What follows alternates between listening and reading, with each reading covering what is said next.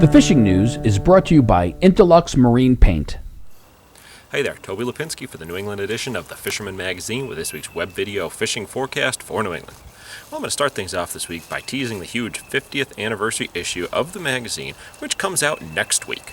This issue is jam-packed with fisherman nostalgia, a look at 100 of the most influential and important figures in the fishing community, and much, much more.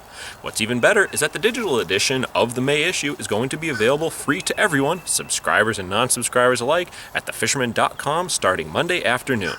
Also, stay tuned to our Facebook page all week long for a look further at a history of the magazine.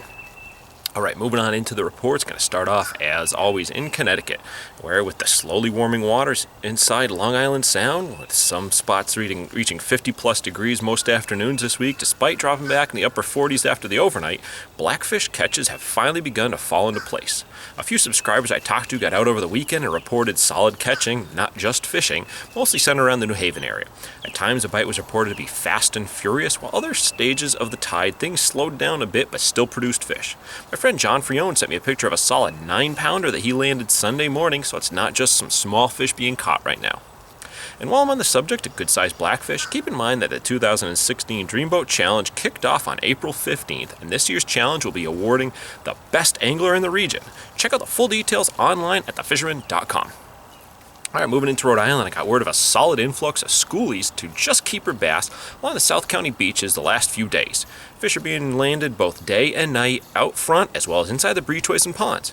Regular fisherman contributor Dave Pickering on his blog this week posted that he's been scoring on both jigs and teasers and that in one single-hour stretch this week he landed 30 fish. Also, the cod boats are still having a tough time with any sort of regular sailing schedule, but when they've been getting out, the fishing has been decent. Monday's trip, for instance, aboard the Francis fleet started out exceptionally well, but the bite gradually got more difficult as the day progressed. We should see an improvement in the bite with these warm temperatures settling in across the region.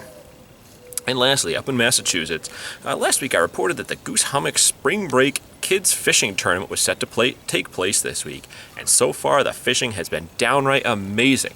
They've had some really good-sized trout, perch, pickerel, and bass weighed in already, but so far the largest fish honors goes to 7-year-old Riley for her 10.5-pound largemouth bass. This goes along with a solid 1-pound, 3-ounce trout that she weighed in as well. Congratulations on those awesome catches. Well, there you have it. I'm Toby Lapinski for the New England edition of the Fisherman magazine, wishing you tight lines if you head out onto the water this weekend.